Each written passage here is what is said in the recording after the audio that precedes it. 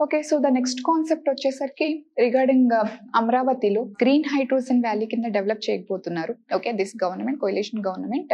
So, already Amaravati quantum valley project already initiate అయింది. దానికోసం 50 acres of land acquire చేయడం జరిగింది. సో, క్వాంటమ్ వ్యాలీ హబ్ కింద తయారవబోతుంది. ఇండియాలో the first as such project అనమాట. క్వాంటమ్ కంప్యూటర్స్‌ని యాక్చువల్‌గా డెవలప్ చేయడం జరుగుతుంది. At the same time green hydrogen వ్యాలీగా కూడా అమరావతిని డెవలప్ చేద్దామని చెప్పేసి అనుకున్నారు. సో, రీసెంట్‌గా లైక్ 2-3 డేస్ బ్యాక్ ఏంటంటే ఎస్ఆర్ఎం యూనివర్సిటీలో ఒక సమ్మిట్ జరిగింది. Okay. Green hydrogen summit of 2025 అని చెప్పేసి అంటాం. ఈ సమ్మిట్ యొక్క మేజర్ ఉద్దేశం ఏంటంటే in order to attract investments. So, మేజర్‌గా ఇందులో 2 మేజర్ కంపెనీస్ ఏవైతే ఉన్నాయో 2 major companies actually they signed up to establish this green hydrogen plants అన్నమాట. ఓకే. సో, అయితే first of all we have to understand what is meant by this green hydrogen. So, ఈ green hydrogen జనరల్‌గా hydrogen extraction process ఏదైతే ఉంటుందో hydrogen extraction ప్రాసెస్‌లో ఏంటంటే ఎటువంటి emissions అనేవి ఉండకూడదు. అంటే కంప్లీట్‌గా కార్బన్ న్యూట్రల్ అవ్వాలి. సో, జనరల్‌గా హైడ్రోజన్ ఎక్కడి నుంచి వస్తుంది? జనరల్‌గా electrolysis of water. So, water electrolysis చేస్తే then we can able to separate this hydrogen. అయితే దీనికోసం నువ్వు ఎలక్ట్రోలైజర్‌కి ఎలక్ట్రిసిటీ అనేది పాస్ చేయాలి. అయితే ఈ ఎలక్ట్రిసిటీ సో, జనరల్‌గా ఇంతకుముందు for example thermal power plant నుంచి కూడా ఎలక్ట్రిసిటీ ప్రొడ్యూస్ అవుతుంది. బట్ ఇక్కడ ఈ కోల్ ఎక్స్ట్రాక్షన్ చేసే ఎలక్ట్రిసిటీ వల్ల ఇక్కడ a lot of carbon emissions వస్తాయి. ఓకే. దీనివల్ల నువ్వు హైడ్రోజన్ ఏదైతే ఎలక్ట్రోలిసిస్ ప్రాసెస్ ద్వారా తీసుకొస్తావో అది తీసుకొచ్చి నువ్వు వెహికల్స్‌లో హైడ్రోజన్ ఫ్యూయల్ కింద యూజ్ చేసావనుకోండి. ఎక్కడ పర్పస్ సాల్వ్ అయినట్టు? ఆల్రెడీ నువ్వు కోల్ నుంచి ఏదైతే ప్రొడక్షన్ చేస్తున్నావో ఈ coal a lot of emissions అనేది ఇస్తుంది కదా! సో, దానివల్ల ఏంటంటే గ్రీన్ హైడ్రోజన్ అంటే ఈ ఎలక్ట్రోలిసిస్ ప్రాసెస్‌లో ఈ ఎలక్ట్రిసిటీ ఏదైతే పాసెస్ చేస్తావో వాటర్‌కి, ఎలక్ట్రోలైజర్‌కి ఓకే. సో దట్ ఈ ఎలక్ట్రిసిటీ కూడా కంప్లీట్‌గా రెన్యూబుల్ అవ్వాలి. అంటే నువ్వు maybe solar power plant or wind energy ద్వారాగా ఎస్టాబ్లిష్ చేసి wind energy or solar power ప్లాంట్స్‌ని ఎస్టాబ్లిష్ చేసి దాని నుంచి ఎలక్ట్రిసిటీ ప్రొడ్యూస్ చేసి ఆ ఎలక్ట్రిసిటీని నువ్వు ఎలక్ట్రోలైజర్ ప్రాసెస్ చేస్తే ఎలక్ట్రోలైజర్ అనేది ఎలక్ట్రోలిసిస్ చేస్తే దానివల్ల వాటర్ కెన్ బి సెపరేటెడ్. అప్పుడు హైడ్రోజన్ ఏదైతే ఉందో దాన్ని you can able to collect. అప్పుడు ఆ హైడ్రోజన్‌ని నువ్వు యూజ్ చేస్తున్నావు అన్నమాట. మేబీ ఫ్యూయల్స్‌లో యూజ్ చేయొచ్చు. సో, అదర్ పర్పసెస్‌కి నువ్వు యూజ్ చేస్తావన్నమాట. ఓకే. ఇది గ్రీన్ హైడ్రోజన్. అంటే గ్రీన్ కంప్లీట్ న్యూట్రల్. అంటే ఆ హైడ్రోజన్‌ని నువ్వు ఎక్స్ట్రాక్ట్ చేసే ప్రాసెస్‌లో ఓకే. సో, ఆటోమేటిక్‌గా అంటే the process should be very carbon neutral అన్నమాట. సో, జనరల్‌గా దీనికోసం solar power plant or wind energy ద్వారా ఎలక్ట్రిసిటీ ప్రొడక్షన్ చేసి దాన్ని ఎలక్ట్రోలైజర్‌కి పాస్ చేసి ఎలక్ట్రోలిసిస్ ప్రాసెస్‌ని క్యారీ ఆన్ చేసి నువ్వు హైడ్రోజన్‌ని ఎక్స్ట్రాక్ట్ చేస్తున్నావన్నమాట. ఆ రకంగా వచ్చిన హైడ్రోజన్‌ని జనరల్‌గా గ్రీన్ హైడ్రోజన్ అంటాం. సో దట్ ఎంటైర్ న్యూట్రల్ అవుతుంది. ఇది దేనికోసం యాస్ ఎ పార్ట్ ఆఫ్ జనరల్‌గా మనకి ఇండియా ఏంటంటే కార్బన్ న్యూట్రల్ కంట్రీ అవుదాం అనుకుంటుంది బై 2070. అంటే నెట్ జీరో ఎమిషన్స్ 2070 కల్లా మనం అచీవ్ చేయాలని చెప్పేసి అనుకుంటున్నాం కదా! So, as a part of this Andhra Pradesh contribution ఏంటంటే ఈ గ్రీన్ హైడ్రోజన్ ప్రాజెక్ట్స్ ఏవైతే ఉన్నాయో వీటిని ఇనిషియేట్ చేయడం జరిగిందనమాట. ఓకే. సో, ఇది గ్రీన్ హైడ్రోజన్. అంటే కంప్లీట్‌గా ప్రాసెస్ అనేది కార్బన్ న్యూట్రల్. సో, దీనికోసం మనకి అమరావతిలో ఈ సమ్మిట్ జరిగినప్పుడు 2 కంపెనీస్ యాక్చువల్‌గా మనకి సైన్ చేయడం జరిగింది.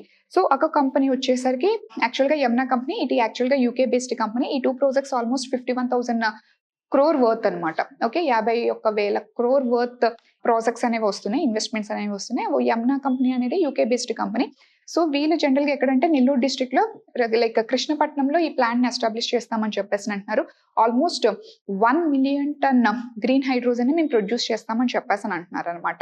Okay. So, 1 million ton green hydrogen at the same time green అమోనియాని కూడా మేము ప్రొడ్యూస్ చేస్తామంటున్నారు. So, what is mean by this green ammonia? So, green hydrogen అర్థమైంది. So, ammonia is nothing but NH3.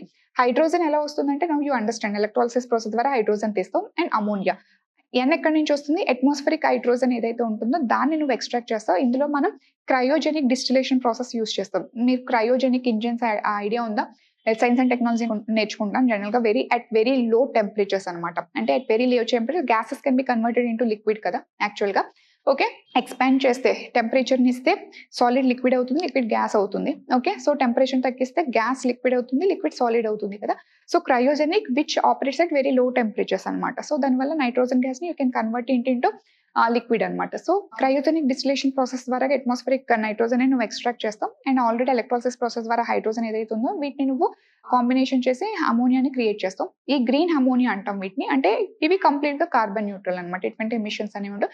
ఈ గ్రీన్ అమోనియాని you can utilize as a ఫెర్టిలైజర్‌గా use చేయొచ్చు. ఈ గ్రీన్ అమోనియాని యాస్ ఎ టైప్ ఆఫ్ ఫ్యూయల్‌గా కూడా నువ్వు యూజ్ చేయొచ్చు అన్నమాట. సో, డిఫరెంట్ పర్పసెస్ కూడా యూజ్ చేయొచ్చు అన్నమాట. సో, ఫ్యూయల్‌కి లాట్ ఆఫ్ రీసెర్చ్ అనేది జరుగుతుంది. గ్రీన్ హైడ్రోజన్ యూజ్ చేసుకోవచ్చు. గ్రీన్ అమోనియాని యూజ్ చేసుకోవచ్చు. Biofuels already global biofuel alliance గురించి కూడా మనం ఆల్రెడీ మాట్లాడాం కదా! Okay. So, you can use those even biofuels as N engines కింద నువ్వు చూడొచ్చు. A lot of other options అనేవి కూడా మనకి అవైలబుల్ ఉన్నాయి. లైక్ ఇథనాల్ ఆల్రెడీ మాట్లాడిన బయోడీజిల్స్ అవి కూడాను. ఓకే. సో ఇది గ్రీన్ అమోనియా అనమాట. సో గ్రీన్ అమోనియాని మేము ప్రొడ్యూస్ చేస్తాం, డెవలప్ చేస్తాం అండ్ గ్రీన్ హైడ్రోజన్ ని కూడా ప్రొడ్యూస్ చేస్తామని చెప్పేసి చెప్తుంది. సో దీని యొక్క investment almost Krishnapatnam, Nellore district లో 16,000 కోట్ల ప్లాంట్ అనేది వీళ్ళు ఎస్టాబ్లిష్ చేయడం జరుగుతుంది. And more over కేఎస్హెచ్ infra, so వీళ్ళు ఏంటంటే వీళ్ళ ఇన్వెస్ట్మెంట్ ఎక్కువ, ఆల్మోస్ట్ 35,000 కోట్ల ఇన్వెస్ట్మెంట్ చేస్తున్నారు. Okay, so actually it is in Machilipatnam అనమాట. ఇది కృష్ణపట్నం, ఇది మచిలీపట్నం. ఓకే, సో ఇక్కడ గ్రీన్ హైడ్రోజన్ సంవత్సరానికి 150,000 tons of green hydrogen and 600,000 tons of green అమోనియాని ప్రొడ్యూస్ చేస్తాం సంవత్సరానికి అని చెప్పేసి వీళ్ళు చెప్తున్నారు అనమాట.